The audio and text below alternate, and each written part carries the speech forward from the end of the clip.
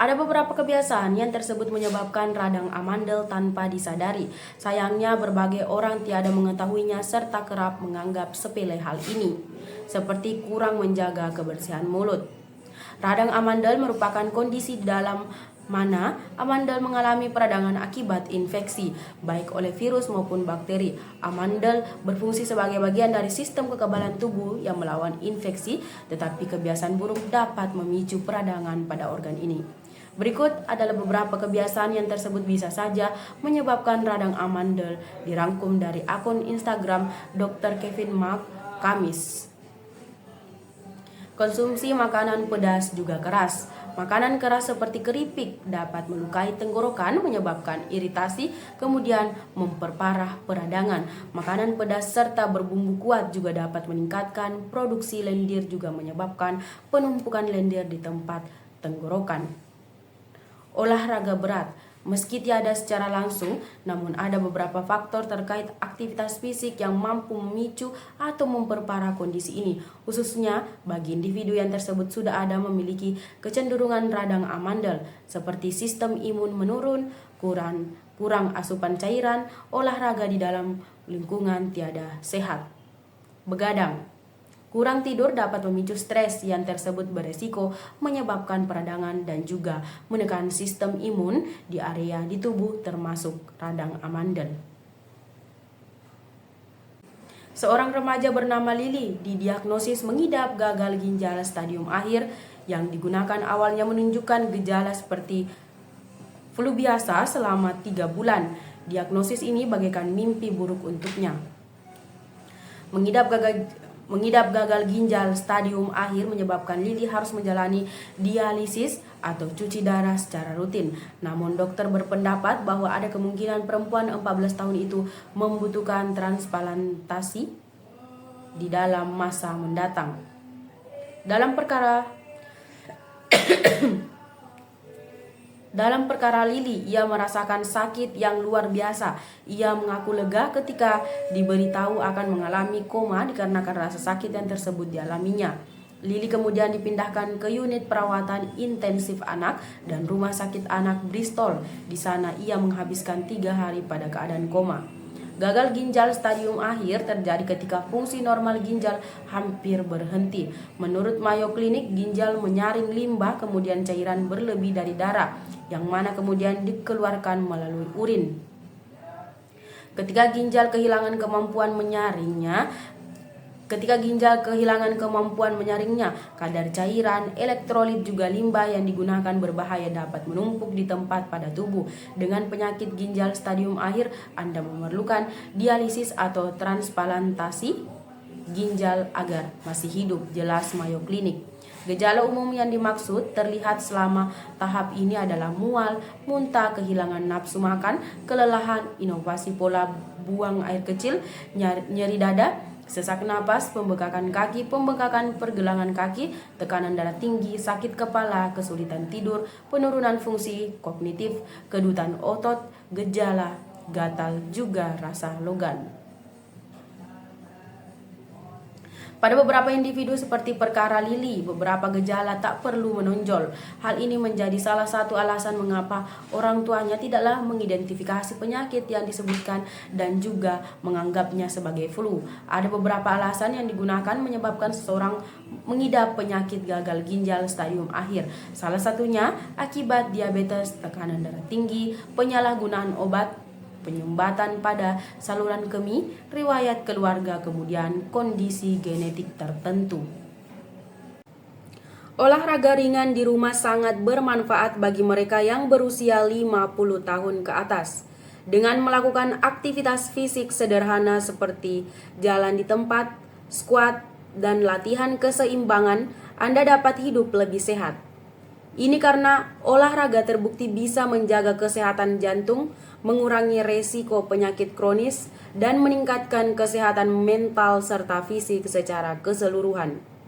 Tetap konsisten dan mendengarkan tubuh sangat penting untuk menjaga kesehatan dan kebugaran di usia 50 tahun ke atas. Menjaga kebugaran tubuh sangat penting, terutama bagi mereka yang berusia 50 tahun ke atas. Olahraga ringan di rumah dapat menjadi solusi yang tepat untuk tetap aktif tanpa harus keluar rumah atau menggunakan peralatan yang rumit. Berikut adalah olahraga ringan untuk usia 50 tahun ke atas yang dilansir oleh redaksi duniadiet.com dari Times of India Minggu 25 Agustus 2024. Jalan di tempat. Berdirilah dengan kaki selebar bahu dan angkat lutut satu persatu seperti sedang berjalan. Lakukan selama 5-10 menit. Aktivitas ini bisa meningkatkan sirkulasi darah dan pemanasan tubuh.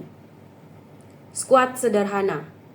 Berdiri dengan kaki selebar bahu, tekuk lutut, dan turunkan pinggul seperti akan duduk di kursi, lalu kembali berdiri. Lakukan 10-15 kali. Squat bisa menguatkan otot paha, pinggul, dan lutut. Angkat tumit. Berdirilah dengan kaki selebar bahu, angkat tumit sehingga berdiri di atas jari-jari kaki.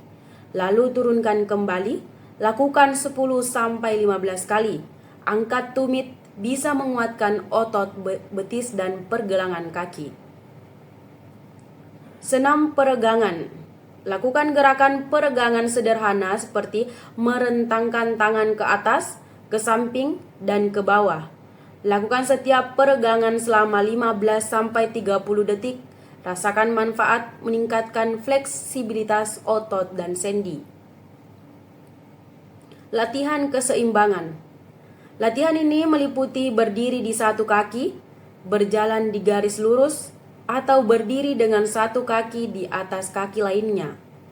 Latihan keseimbangan bisa membantu mengurangi resiko jatuh dan memperkuat otot kaki dan pergelangan kaki. Angkat beban ringan. Jika Anda memiliki dumbbell atau botol air mineral, Anda dapat menggunakan benda tersebut sebagai benda ringan.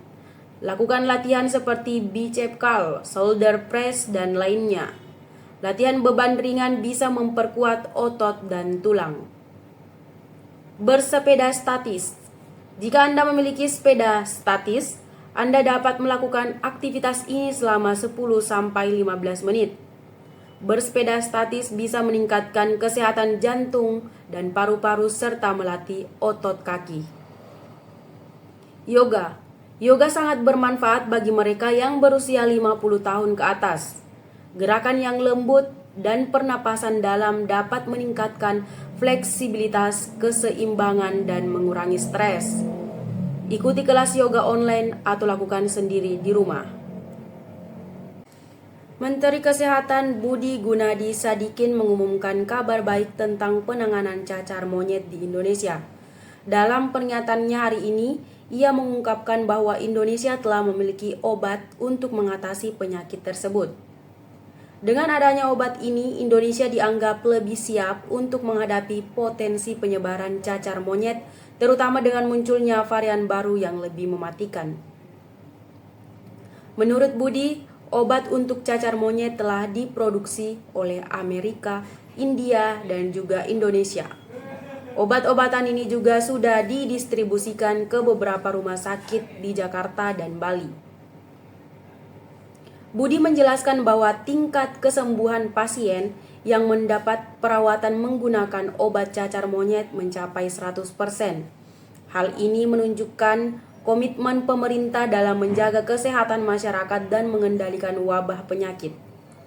Obatnya sudah ada, buatan Amerika ada, buatan India ada, Indonesia juga memiliki obatnya, kata Budi di Istana Kepresidenan Jakarta Selasa 27 Agustus 2024. Budi juga mengimbau masyarakat untuk tetap waspada, namun tidak perlu khawatir berlebihan. Pemerintah telah mempersiapkan segala upaya untuk menangani penyakit ini dan obat-obatan di rumah sakit telah disiapkan. Budi juga meminta bantuan wartawan untuk mengedukasi masyarakat tentang cacar monyet. Dengan adanya obat untuk cacar monyet, Indonesia dapat lebih siap dan tanggap dalam menghadapi potensi penyebaran penyakit ini.